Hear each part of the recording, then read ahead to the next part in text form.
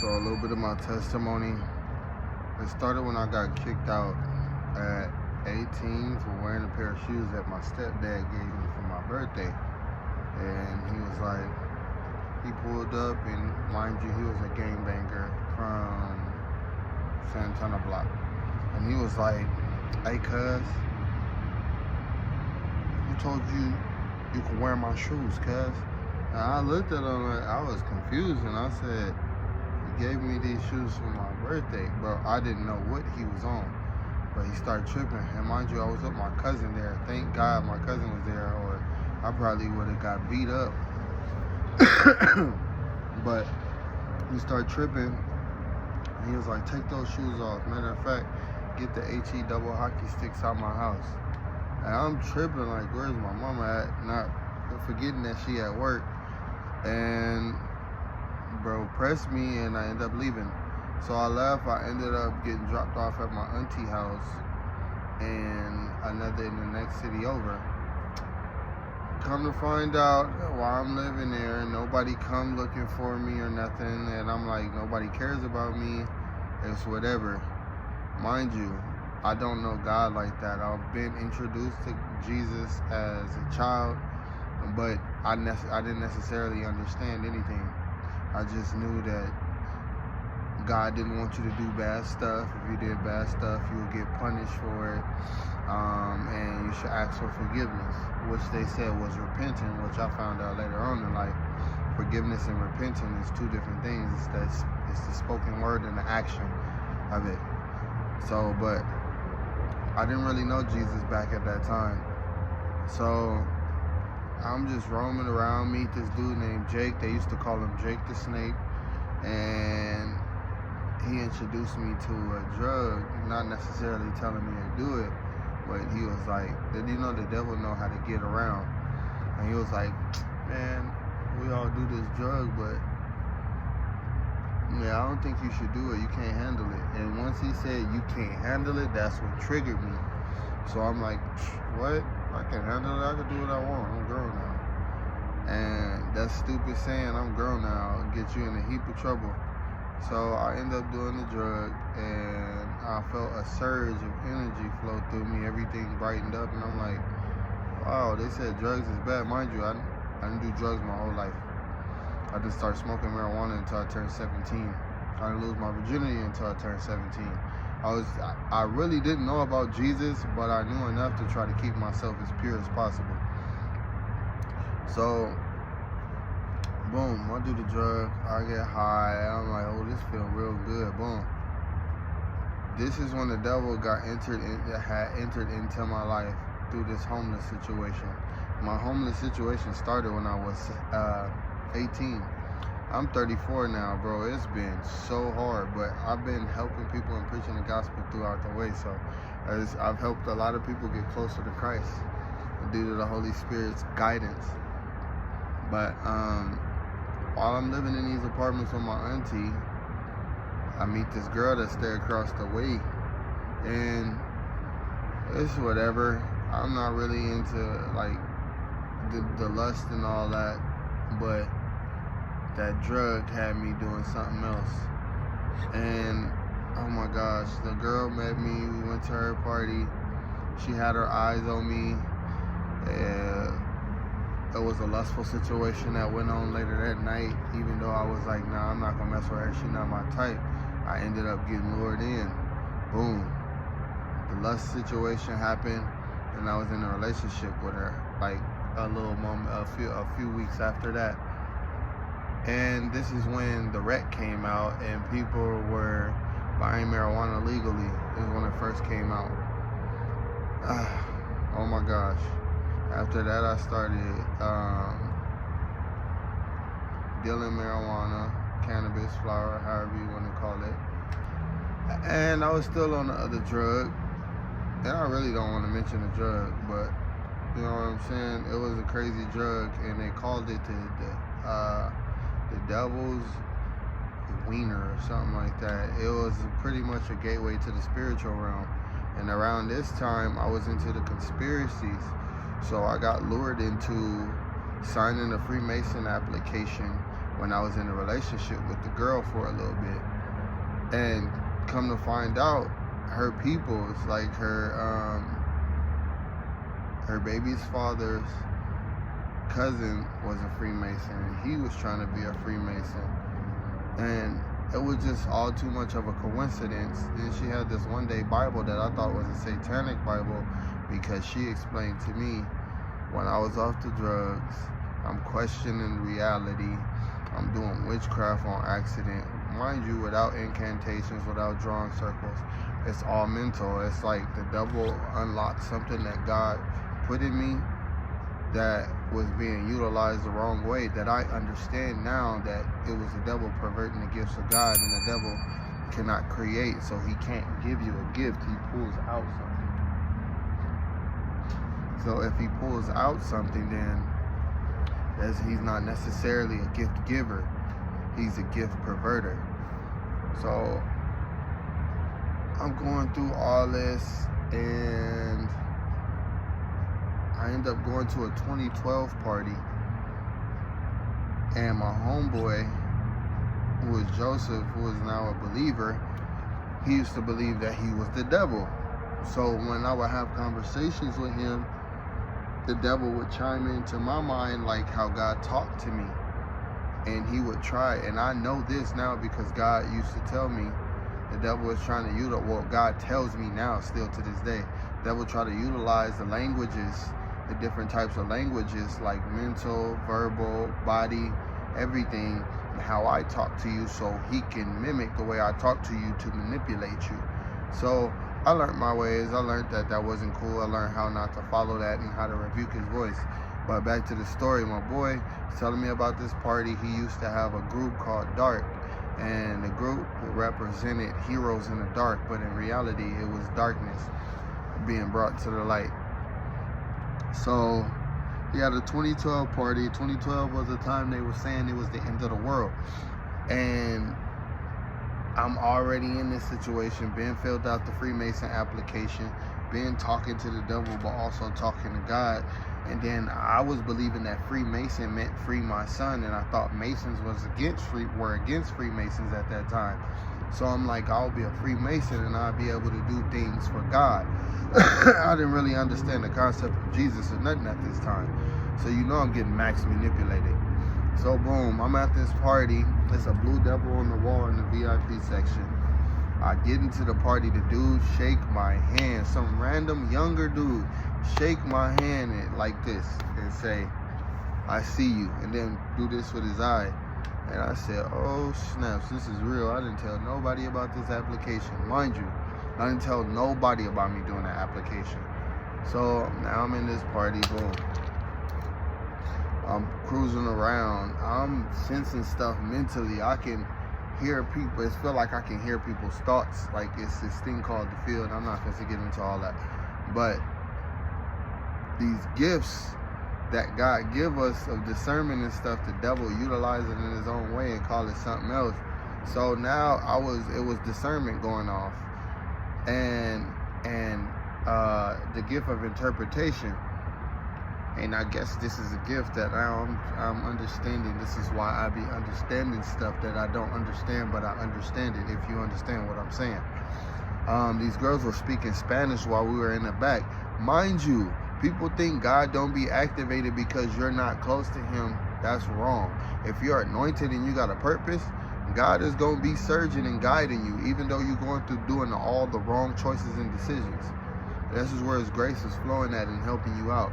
But I'm in the back. It's a thing that was called a vaporizer that just came out, and it will let you put the flower inside of the thing, and then it would just vaporize the THC, and boom, you'll be good.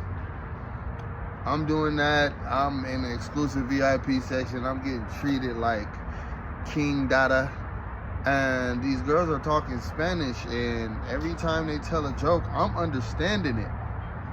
And I laugh right before they hit their laughs, and it happened like 3 times. And then they looked at me like, and I'm just chilling. And they like, do you understand Spanish? And I'm like, and I just laugh. It's all weird. Now that I look back at it, it's all awkward. I laugh at them, Then they get up, felt awkward, and they left. So all that's chilling. Then I go out through the party. I end up going to the back of the party. And my boy that I said talked to the devil came up to me. He was like, hey, yo, could you do that thing? Mind you, I've never told him that I had this gift to manipulate reality. So bro was like, yeah, could you do that thing? And then he went out to talk to the police. I already told him, yeah. Gave him a sign. This is something that the devil was pulling out. So I'm in my mind, and I put myself in the place of the police, and I put my spirit in the place of me. And as I'm talking to my soul inside of my mind, my spirit is talking as me, and my soul is taking the place of the police officer. And I can see all this in my mind. I don't know how, don't ask me how. It's just, it had got unlocked, you know. So now I'm telling the officer to leave and everything, and we having a conversation in my head. And I've tested this out with regular people, with family members and everything. It was easy to do. Like, this is a gift, but it's not meant to be used how I was using it. Boom, the police, he came back, the police left. He said, yeah, thank you, good looking. The party kept going. That happened 3 times that night, and the police left faithfully. I guess it was a gauge on it, on amount of uses, because bro, it was wraps after the 3rd time. The police came back again, it was shut down. This was around 2 in the morning. Police shut everything down, and it was wraps. So now I'm still moving on through life. I'm still trying to be a Freemason. I'm still doing spells on people. People's trying to cause problems with me, like they've always been trying to do in my life. And people always try to use to wish bad on me.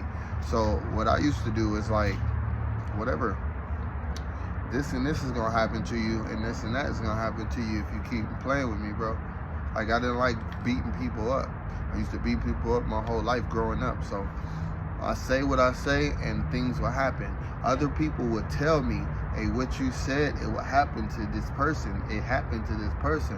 My brother, rest in peace, would tell me, hey, bro, when I met up with him after all of this situation, I ended up breaking up with that girl and everything.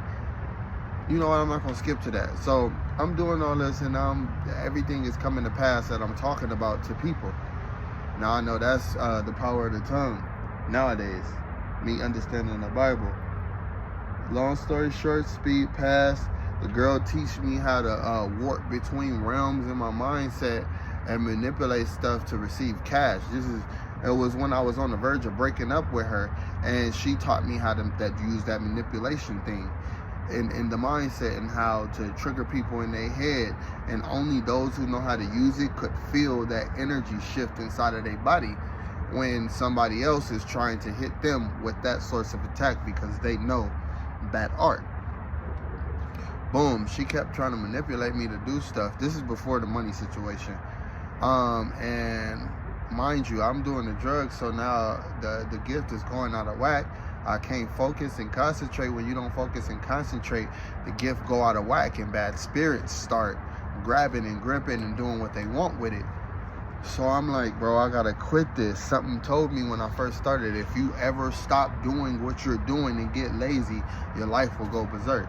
Bro, things start going berserk because the drug was killing the concentration. But I used to think the drug was the reason that I had the gift. This is how the devil was manipulating me. So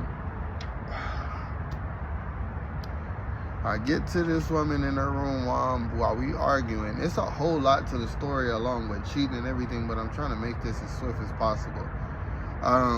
She keep trying to manipulate me in my mind, and I sense it and I feel it. So I tell her, I'm like, in my brain, I start manipulating her, and I tell her, it's not gonna work. You keep playing, this is gonna happen to you. She speak out loud with her mouth like, stop doing that. And I look at her and I tell her no in my mind. She said, stop doing that. And I said no with my mouth. And she said, I didn't teach you that to do that.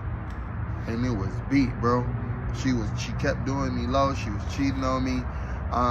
It was just too much going on. And I felt like I was going to be a part of a ritual. So I felt like I was like the goat getting nourished up throughout this whole time, and then they were finna sacrifice me. High key, that's what I felt like. And a whole lot of death situations was happening after that. Even me getting hit by a car, bro. Years later after that. But, and she got sad, and I told her, it's over with. I don't want to be with you no more. It's wraps. And then she kept trying to bind me in some type of weird mental spell, and it didn't work. Well, kind of did, because then I start going out of whack in my mind, and I start losing it, seeing shadows, seeing the shadows wave and stuff, seeing shadows pass and all that. And I even talked in the mirror one time. I was real scared, and the devil was like, tell me you believe me, tell me you believe in me. And in my mind, I had this thing going. The devil can't hear your mind. He can only hear your mouth, but he can send thoughts to your head. And if your mouth produced those thoughts, he knows. His radar go off. Okay, I'm in his head. So what I said in my mind, after I said, I believe in you, about your existence, in my head, because I remember Dave Chappelle in Half Baked, he told her, yeah, I promise that I love this ice cream sundae. It's like I use two languages at once. People don't understand this is what society and these fallen creatures, beings is projecting, whatever y'all want to call them. Yeah. Broke up with her, didn't want to do that. One night I came to the house. We didn't break up after that. She thought I was kidding. She thought she had power. I came in the house one night. I was cheating on her by this time because she cheated on me. She said, I don't know, I was just sitting here and I drew this. I want you to see it. She had two braids down, and I'm like, yo, she looked like the Wishmaster. If y'all know, I'm 34, so the Wishmaster is an old movie about a jinn gaining a body inside of our realm and giving people wishes. But when they get their wish, the wish come out so weird and they end up dying. But she looked like the Wishmaster.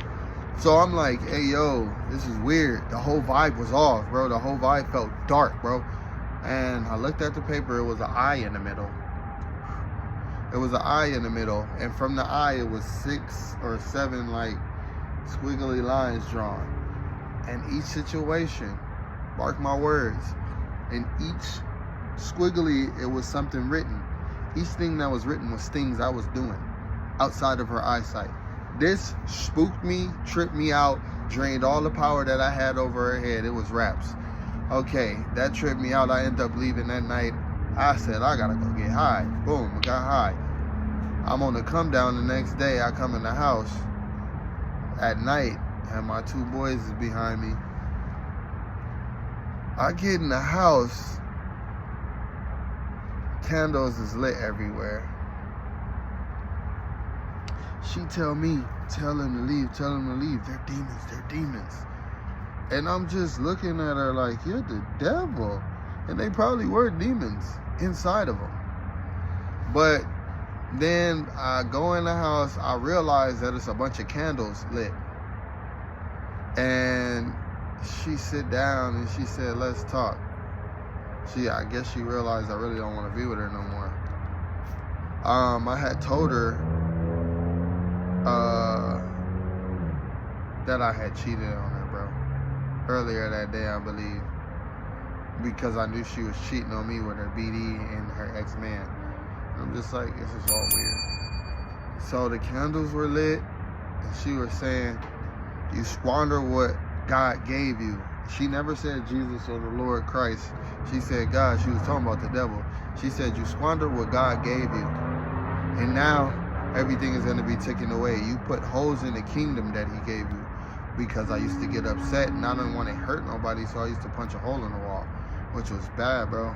I was told at that time, that's bad energy from those situations. And it was sealed there. So that energy would never go away. Thus a demon hosted spot. So demons could host demons could host that spot and do bad things. It's like a foothold in the household, on the building. So boom, she said you wrecked all the house, and then I heard my boys knocking at the door. She said, tell them to leave. And then she started getting wicked with her voice. Her tone started getting wicked. Start shifting a little bit. She said, tell them leave. I said, no, I'm finna leave. I just came here to get some stuff. And she started tripping.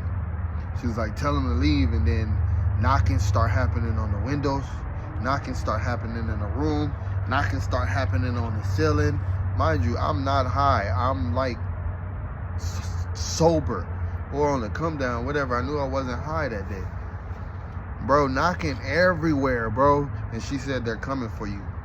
Mind you, it's red candles lit all over the house. This is all creeping me out. Mind you, I know about the Illuminati at this time and all this dark stuff that was going on. I'm tripping. Then her voice shifted to an older lady, and she said, you cheated on my granddaughter.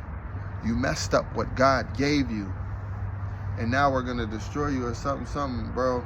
And then it was something that I used to do in my head when I used to talk to people. I used to wave back and forth. And she said, why are you doing that? Stop. And then my head just stopped. And she said, you can't persuade me with that no more. Which led me to believe this was really something. Which led me to believe this was really something that was happening in the supernatural. Boom, once I stopped, I couldn't convince her of nothing. I couldn't talk. I couldn't get a turn in or nothing. Mind you, it used to be this thing with my eyelids and my blinking. Like, I would blink double time and I would stay in my realm. But if I blink once, I would shift to another realm, but still be in my realm. But people will act different. Things and situations would be off. And I'm like, what is going on? And then I would pace myself, blink once, go back to reality, and teach myself how to blink twice. I broke something that God put on the natural in me, and I was sad because every time I speak and I didn't blink proper, nobody would understand me. Every time I would blink with my stuff that I'm speaking, they would understand me. Once I got out of all this, that situation happened. She ended up saying, look at my son's picture, since you think he's whatever I was thinking. His name was King Darius, aka Buddha, and I don't know, I just felt a weird presence, and he probably was a sacrificial kid or something, I don't know. And then it's like a kid born into that dark lifestyle on a secret tip in society as a regular person, misguiding people, bro. So she said, look at the picture, and she said, don't blink. When I looked at the picture and I didn't blink, his face started phasing into a skeleton king, bro. And he had a skeleton mask with horns, and he had his mouth out right here. He wasn't a baby no more. He was an adult, whatever. And the mouth right here was blood red, and his eyes was red. And it reminded me of like one of the cons off of Mortal Kombat, bro. It was so wicked, bro. And I'm just like, yo. And now that I'm thinking about it, Buddha and the Chinese situation is connected. So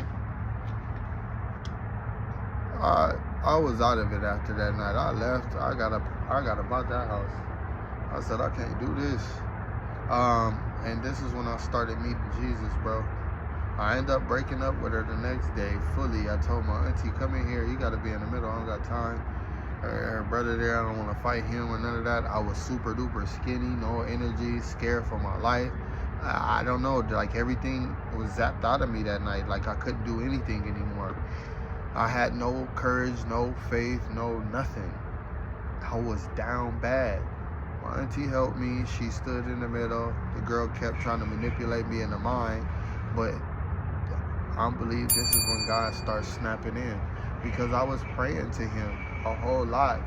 Once I start getting scared, once I realized about that paper thing, that this Freemason thing is bad. My mom had came to me and told me like, oh, what's wrong with you?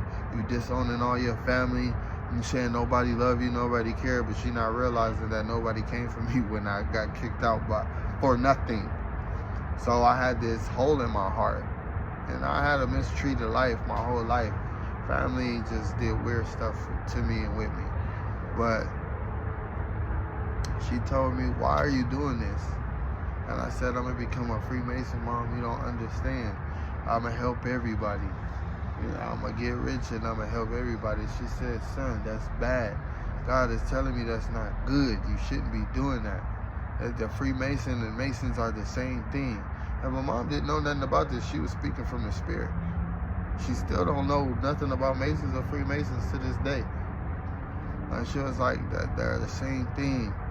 The devil is doing something to you and you need to get out of the devil's hand. Stuff just went downhill after that.